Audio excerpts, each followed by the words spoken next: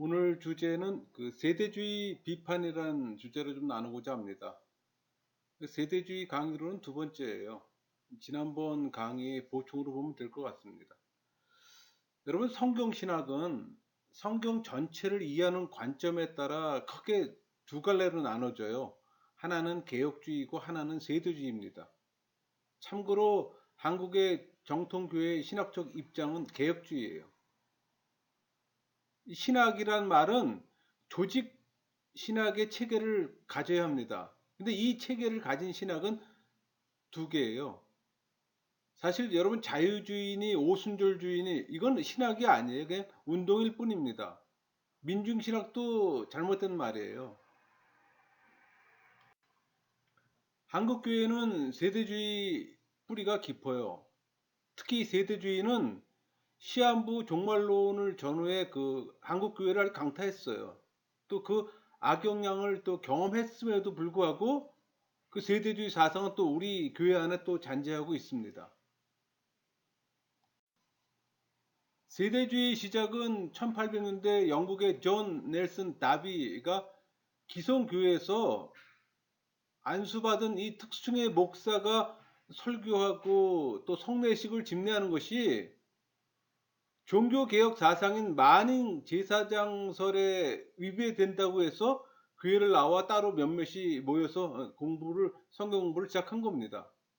여러분, 항상 그 이단들은 기성교회를 비난하고 따로 모여서 성경 공부란 어떤 미명으로 또 성경을 바르게 가르치지 않고 또 새로운 어떤 진리를 발견했다고 주장하면서 또 새로운 교파를 만듭니다.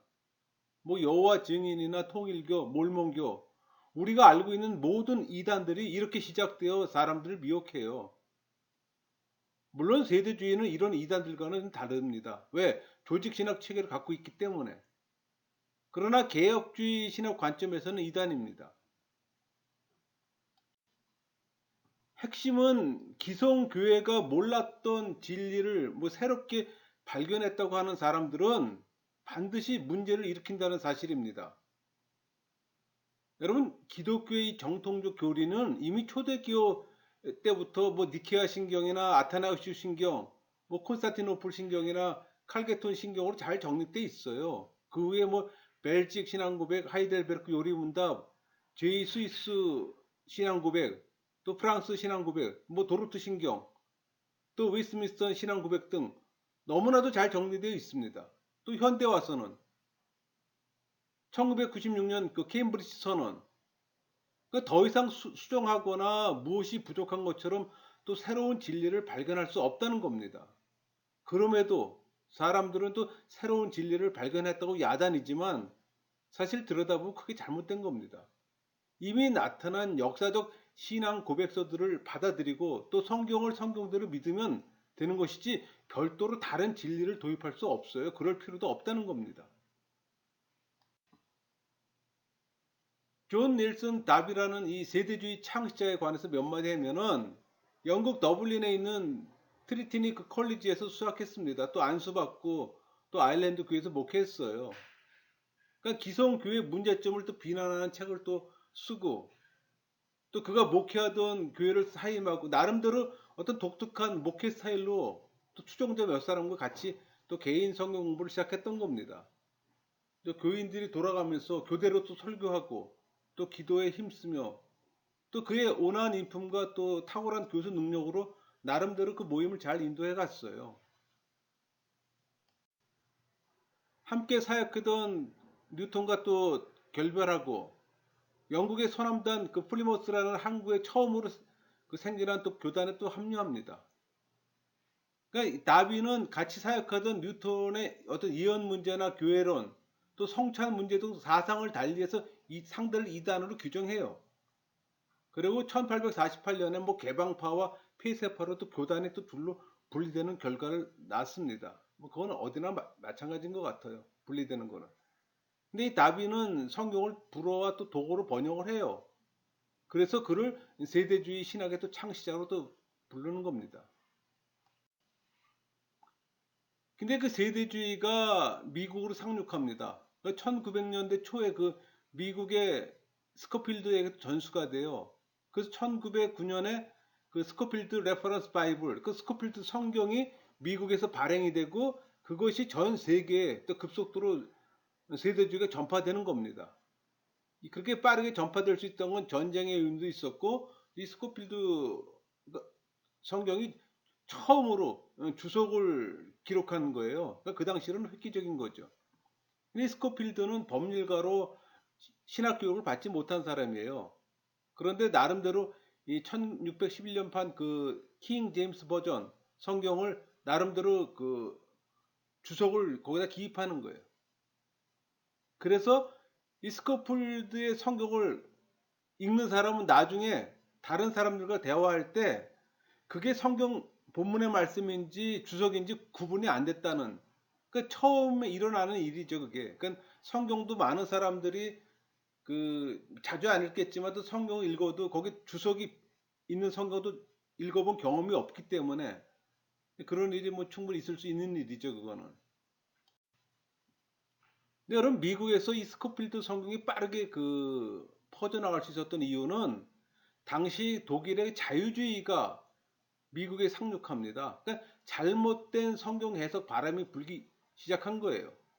그 영국에서 건너온 자연 신교나 또 독일에서 건너온 종교 사학파 이런 것들이 미국 프린스턴 신학교에 상륙하면서 미국의 정통 개혁주의 신학에 침식되는 겁니다.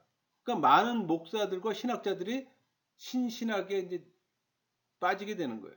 그러니까 이런 암흑기에 이 스코필드 성경은 새로운 빛으로 받아들이는 겁니다. 그러다 보니 판매량이 늘고 이 다비의 신학을 전수받은 스코필드는 그 성경을 통해 또 세대주의 신학을 또 전파했어요. 그러니까 우리나라도 그 영향을 받았습니다. 우리나라 최초에 생긴 신학교가 평양신학교잖아요.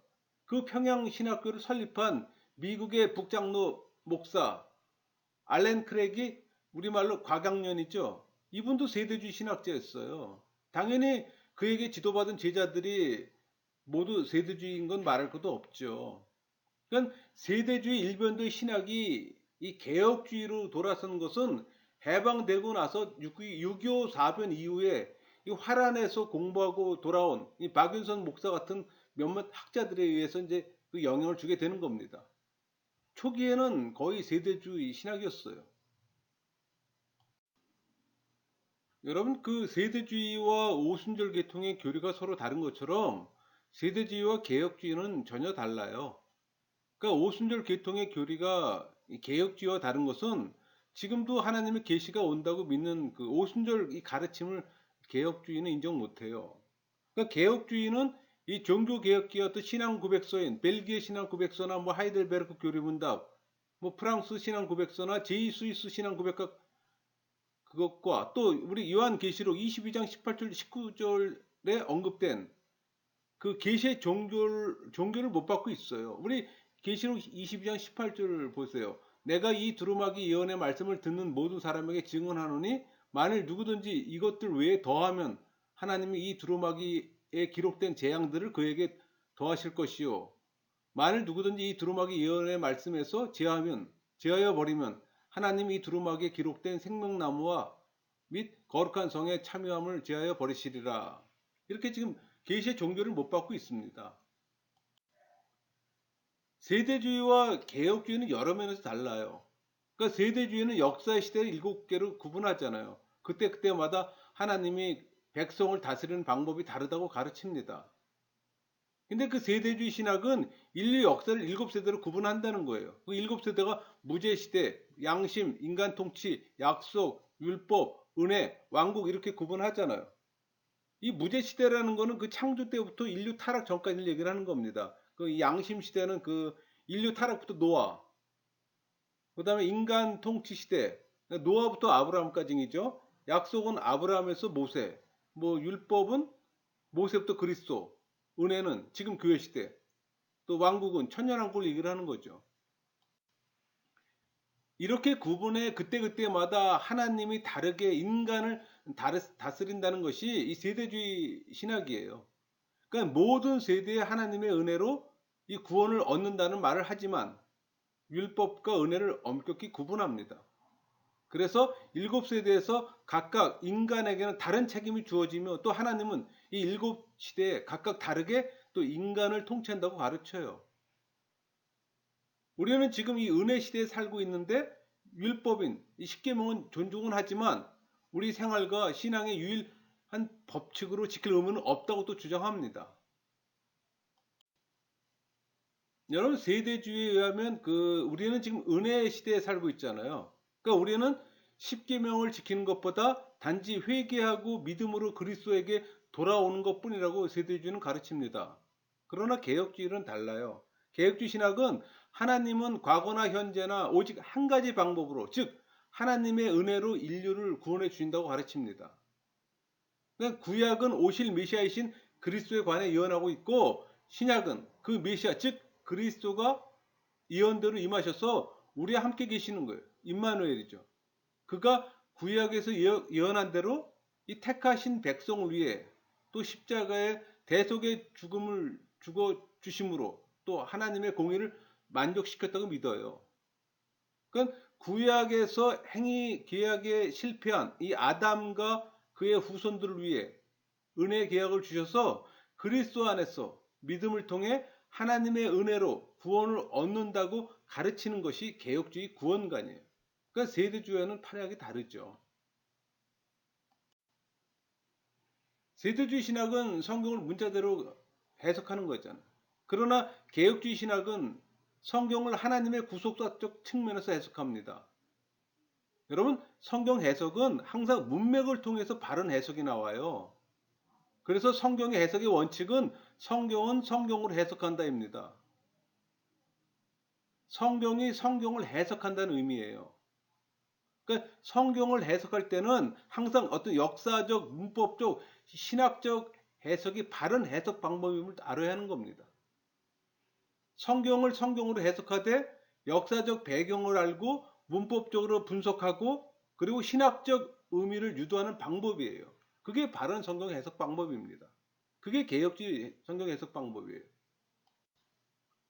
세대주의는 성경을 문자 그대로 해석해야 된다고 주장합니다. 근데 여러분 그렇게 주장하면 온갖 해석상 오류가 빠지게 됩니다. 예를 하나 들어볼까요? 우리 요한복음 2장 19절에 예수께서 대답하여 이르시되 너희가 이 성전을 헐라 내가 사흘 동안에 일으키리라. 이 말은 어떻게 해석할까요? 문자대로 한다면은 46년에 걸쳐서 지은 이 예루살렘 성전을 문자 그대로 3일 만에 재건한다는 말이에요. 예수님은 그런 의미로 말씀한 것이 아니잖아요. 우리 요한복음 2장 21절. 그러나 예수는 성전된 자기 육체를 가리켜 말씀하신 것이라. 이 말씀을 보면 문자 그대로의 성전을 말함이 아니고 주님의 죽음과 부활을 말하는 겁니다. 이렇게 성경을 문자적으로만 해석하면 낭패를 봐요. 그러니까 진리에 도달할 수 없게 된다는 겁니다. 또 세대주의 신학은 구약과 신약은 관계가 없고 구약은 이스라엘만 말한다고 가르칩니다. 그러니까 그들은 말하기를 이스라엘은 어디까지나 육적인 이스라엘, 지금의 유대민족을 말하겠죠. 그렇게 가르치고 있어요. 그러니까 믿는 성도가 모두 영적인 이스라엘임을 그들은 부인해요. 그렇다면 갈라디아 3장 29절 너희가 그리스도의 것이면 곧 아브라함의 자손이요 약속대로 유업을 이을 자니라. 이 말씀은 어떻게 해석하죠? 이 말씀은 분명히 우리 이방인들을 말하며 예수님을 믿으면 우리는 영적 이스라엘 백성이 됨을 말하고 있는 것이 분명한데 또 이는 로마서 2장 28절 무릇 표면적 유대인이 유대인이 아니요 표면적 육신의 할례가 할례가 아니니라 이렇게 말씀이 입증하잖아요. 근데 세대주의는 모든 예언의 말씀이 이스라엘 즉 육적인 지금의 이스라엘 나라 사람들에게만 국한된 어떤 예언이라고 가르치면서 이 갈라디아 3장 29절 말씀을 인정하지 않아요. 여러분 세대주의 신학자 루이스 페리 체퍼가 쓴 조직신학 책이 8권입니다. 아까 제가 서두에 말씀드린 것처럼 신학이라는 이름을 붙일 때는 조직신학의 체계가 있어야 되는 거예요. 그래서 이런 체계가 있기 때문에 세대주의를 신학으로 인정하는 겁니다. 이 루이스 스페리 체퍼가 이 달라스 신학의 창시자예요. 그러니까 세대주의 조직신학 8권의 저자입니다. 그러니까 구약의 모든 선지자가 예언한 예언은 이 땅의 이스라엘 백성을 위한 것이므로 이 세상에서 성취된다고 가르쳐요. 세대주의는. 따라서 에스겔서 40장에서 48장까지 나오는 그 성전은 문자 그대로 이 세상에서 유대인들을 위한 성전이며 이 세상에서 이루어진다고 가르칩니다. 또 세대주의는 계시록 22장에 나오는 새 예루살렘, 그 문자 그대로 이 땅에서의 성전으로 앞으로 이 땅에 살게 될 성도들이 영원히 살게 될 것이라고 또 가르칩니다. 많이 틀리죠? 그러나 개혁주의는 이스라엘의 이 단어에 여러 가지 의미를 있음을 또 주장합니다. 그러니까 그 이스라엘은 단어의 의미에는 유대 민족도 포함되고 야곱의 이름이 개명돼서 이스라엘을 바뀌잖아요. 그것도 포함되고 또 솔로몬 사후 나라가 분열돼서 10개 지파로 만들어진 북이스라엘, 또 영적 아브라함의 자녀, 즉 그리스도를 생명의 구주로 믿는 모든 무리들을 이스라엘로 명명합니다. 그런 이스라엘의 한 단어에 이렇게 네 가지 이런 의미가 있어요. 근데 이거를 하나로만 그냥 획일화시켜버리면 안 되죠. 이렇게 이스라엘의 의미가 많은 것을 세대주의 신학은 부인합니다. 그게 그들의 맹점이에요. 세대주의 신학은 구약의 이스라엘과 신약의 교회 관계를 부인해요. 그러니까 양자 사이에는 아무런 관계가 없다고 가르칩니다.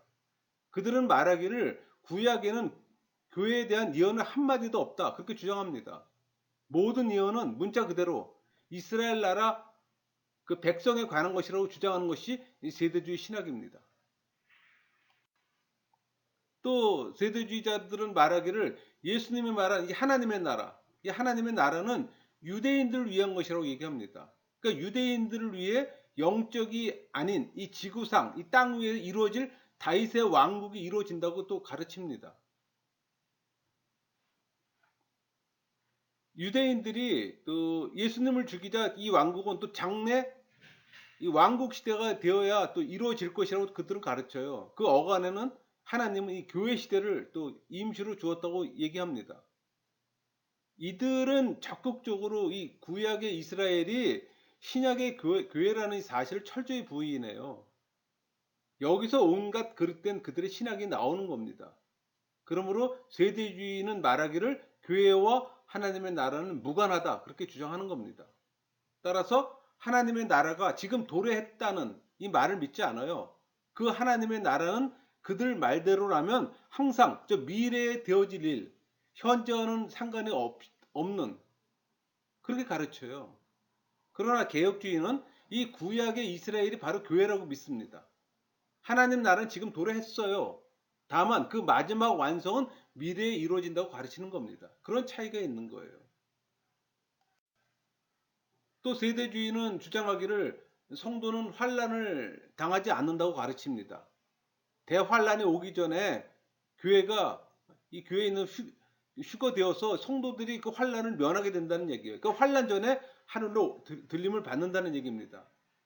유대인들 남은 자가 교회를 담당하고 또 이들을 통해서 이스라엘 나라와 이방 민족을 회심시키는 도구로 사용된다고도 가르칩니다.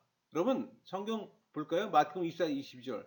그날을 감하지 아니하면 모든 육체가 구원을 얻지 못할 것이나 그러나 택하신 자들 위하여 그날을 감하시리다. 이 말씀에서 성도들도 환란을 당한다고 좀 말하고 있습니다. 고통은 당하나 감당할 정도로 이 고통의 양을 줄여주실 것이라고 지금 말하는 거예요. 앞에서 언급한 것처럼 세대주의와 개혁주의는 많이 달라요.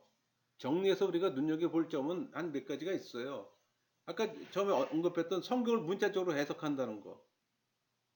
다시 한번 예를 들면은 우리 사무엘하 7장 13절 그는 내 이름을 위하여 집을 건축할 것이요 나는 그의 나라 왕위를 영원히 견고하게 하리라. 다윗의 보좌가 영원하리라는 얘기입니다.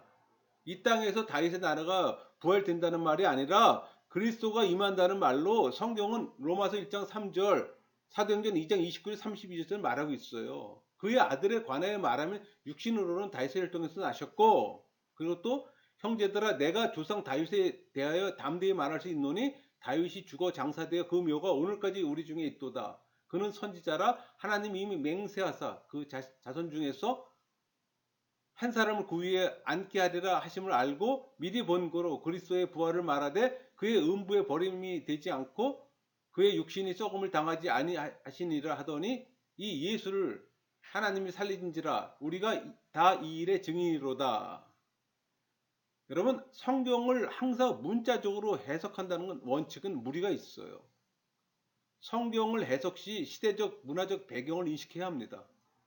성경의 시대와 현재는 문화적 갭이 크잖아요.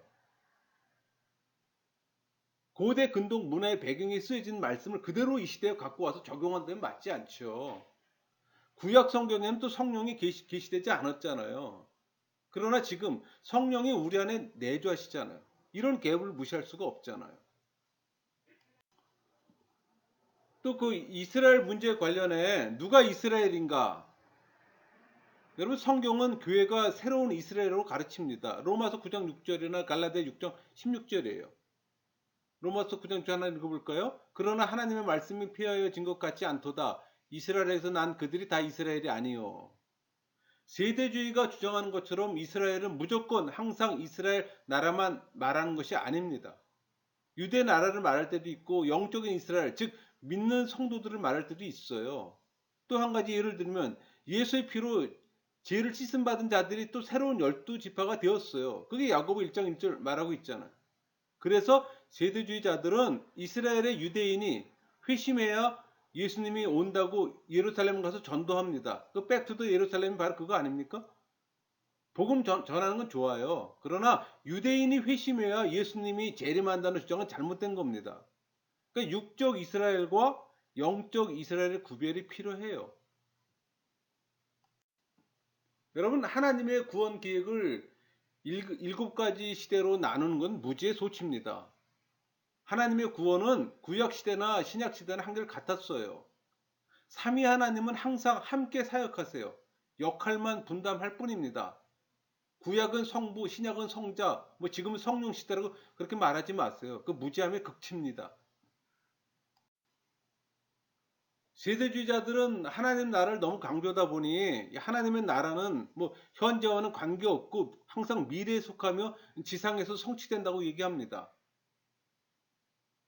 하나님의 나라는 예수님을 통해 그를 믿는 사람들에게 지금 도래했어요. 우리 마태복음 12장 28절 볼까요? 그러나 내가 하나님의 성령을 힘입어 귀신을 쫓아내는 것이면 하나님 나라가 이미 너희에게 임하였느니라 분명히 말씀하고 있잖아요.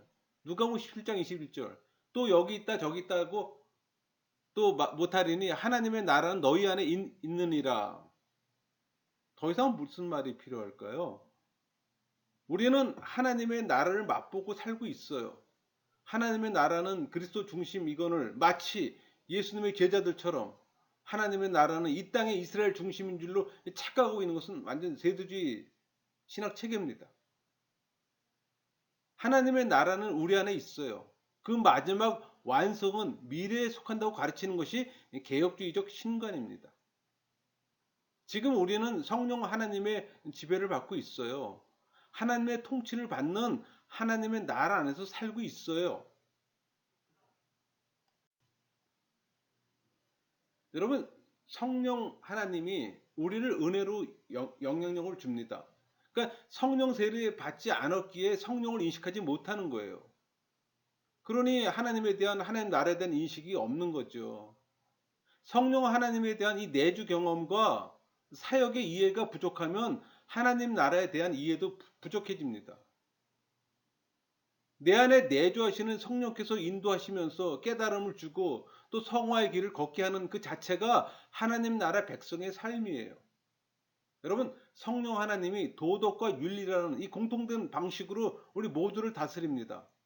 그래서 그리스도인은 윤리와 도덕의 기준을 인식하고 지키며 살아야 하는 거예요. 성경의 율법 정신도 우리 삶에 적용하며 살 때 하나님 나라의 백성인 겁니다. 물론 하나님의 나라는 이미 도래했지만 아직 미래에 속해요. 그래서 미래에 속한다는 말은 마지막 사탄이 불못에 던져지는 그 대심판 날 사단이 완전히 제거되고 영원한 그 신천지가 도래할 것을 내다본 겁니다. 지금도 우리 성도는 사탄의 유혹을 받아요. 거듭난 영혼은 거듭나지 못한 육신과 부단히 싸우고 있는 것도 사실입니다.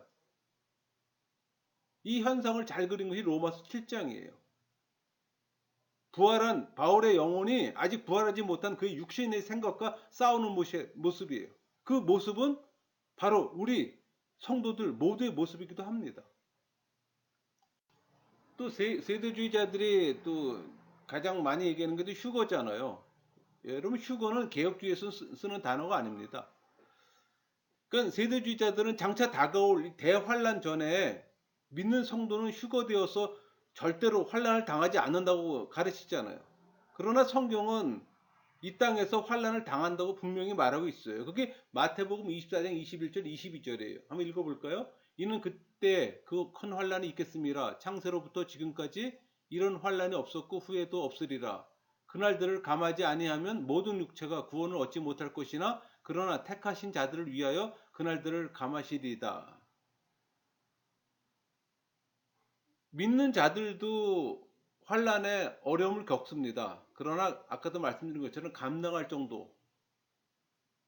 정도의 환란만 당하는 거예요, 여러분. 걱정하지 마세요. 그리고 이 몰래 휴거한다는 말은 잘못된 주장입니다. 어떻게 예수님이 몰래 재림하십니까? 물론 세대주의자들은 이 베드로후서 3장 10절 말씀을 근거로 해요. 근데 여러분, 성경은 한 군데만 보지 말고 다른 것도 봐야 됩니다. 데살로니가전서 5장 4절 보세요. 형제들아, 너희는 어둠에 있지 아니하며 그날이 도둑같이 너희에게 임하지 못하리니, 이렇게 말씀하시잖아요. 그 이유를 우리는 빛의 자녀로 옮겨졌기 때문이라고 얘기하는 겁니다. 여러분, 성경의 가르침은 빛 가운데 행치 아니하고 아직도 어둠 속에, 즉 예수님을 믿지 않는 자에게는 베드로후서 3장 10절 말씀처럼 도둑같이 오지만 예수님을 믿고 있는 성도에게는 도둑같이 임할 수가 없어요. 늘 그날을 고대하며 살기 때문에. 이 성경 해석의 정확한 증거는 데살로니가 전서 4장 16절 말씀이에요. 주께서 호령과 천사장의 소리와 하나님의 나팔 소리로 칭히 하늘로부터 강림하시리니, 죽는 사람들이 그 나팔 소리에 무덤에서 일어난다고 했는데 하물며 죽지 않은 사람이 그 나팔 소리에 못 듣겠습니까? 주님의 재림은 몰래 오는 것이 아니라 모든 사람이 알 수 있게 온다는 것이 성경의 가르침이에요. 여러분, 속지 마세요. 뭐 교회가 휴거한다라고 가르치는 이들의 이유는 교회와 하나님의 구원을 분리하는 데서 기인하는 겁니다. 그들의 말은 이 땅에 다윗 왕국이 회복되기 위해서는 임시 병통으로 주어졌던 교회가 없어져야 한다는 겁니다. 여러분, 세대주의는 성경의 무엇성을 믿고 또 은혜로 구원을 얻는다는 교리를 믿지만 그들의 구원관, 중요한 건 구원관이, 구원관은 성경에서 벗어납니다. 그러니까 다비나 특히 스코필드가 만들어낸 어떤 인위적인 교회의 기초를 둔 것으로 개혁주의 신학과는 거리가 멀어요. 그래서 제가 항상 하는 얘기지만 세대주의는 개혁주의 신학과 대척점에 서요. 이단시 한다는 얘기예요. 근데 여러분, 문제는 유감스럽게도 세대주의는 폭넓게 교회에 파급되어 있어요. 아까도 서두에 말씀드렸지만 우리나라 최초의 복음 전환 자들이 전부 다 세대주의자들이었어요. 선교사들 모두가. 그러다 보니 그게 그대로 전통처럼 이어와서 상당수의 지금 목회자들이 알게 모르게 세대주의에 함몰되어 있습니다. 또 가장 큰 이유 중에 하나는 교리 부재예요. 그래서 강단에서 이상한 말 하는 이유가 바로 그겁니다. 많은 사람들이 자기가 세대주의인 줄 모르고 있다는 얘기예요. 이해는 돼요. 왜? 한국에 복음 전해진 것이 전부 다 세대주의에서 이루어졌기 때문에.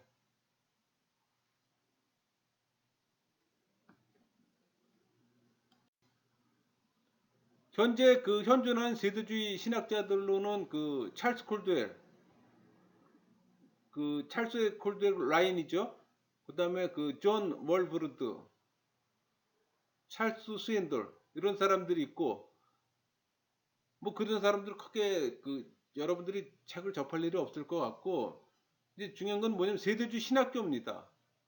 텍사스의 그 달라스 신학교나 필라델피아 콜리지 오브 바이블, 또 위노나 레이크, 그리고 또 글레이스 니올로지컬 세미너리, 그리고 라 미라다, 또 탈보 신학교 등 이게 들 수가 있죠.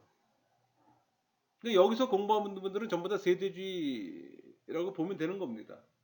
왜? 배운 데서 그 영향을 받잖아요. 장로교에 있는 사람들은 장로교 영향을 받는 거고, 순복음 쪽에 있는 사람은 순복음의 영향을 받잖아요. 신학도 마찬가지예요.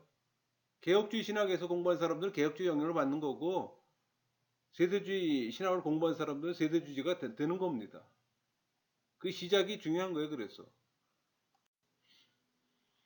정리할게요. 여러분, 세대주의는 비성경적인 주장입니다. 그래서 숱한 이단들을 만들어 왔어요.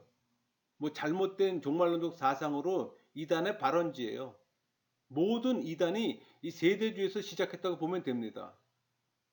왜 이렇게 말하는 거 아니? 그 이유는 시한부 종말론을 주장하거나 임박한 종말론을 주장하는 단체들이 세대주의 영향을 받았기 때문이에요. 지금도 인정하기 싫겠지만 세대주의 영향을 받은 단체가 많아요. 뭐 선교단체든지 뭐 기도단체든지. 그러니까 세대주의가 다양한 형태로 변형됐습니다. 또 극단적인 세대주의자들은 황당한 성경 해석을 합니다. 또 시한부 종말론을 주장해요. 그러니 그 위험성이 매우 심각하죠. 근데 왜 이런 현상이 일어날까요? 교리의 부재입니다. 그냥 믿어요, 성경을. 무엇을 믿는지 정확히 알아야 하는데 그냥 성경을 믿어요. 근데 여러분, 모든 미단이 다 성경을 믿잖아요. 신천지도 성경을 믿잖아요. 그 믿는 실체가 있어야 하는데 그 실체를 논리적으로 설명해야 하는데 그냥 믿어요. 여러분, 바른 교리가 장착되어야 분별할 수가 있습니다. 교리는 성경을 해석하는 기본 틀이에요. 여러분, 교리를 장착하세요. 교리로 성경을 해석하면 바른 해석이 나옵니다. 이단 걱정 안 해도 돼요. 또 성경을 바르게 알면 분별력이 형성됩니다. 여러분 모두가 교리를 장착하길 소망해요. 또 바른 분별력이 갖기를 또 소망합니다. 말씀을 마치겠습니다.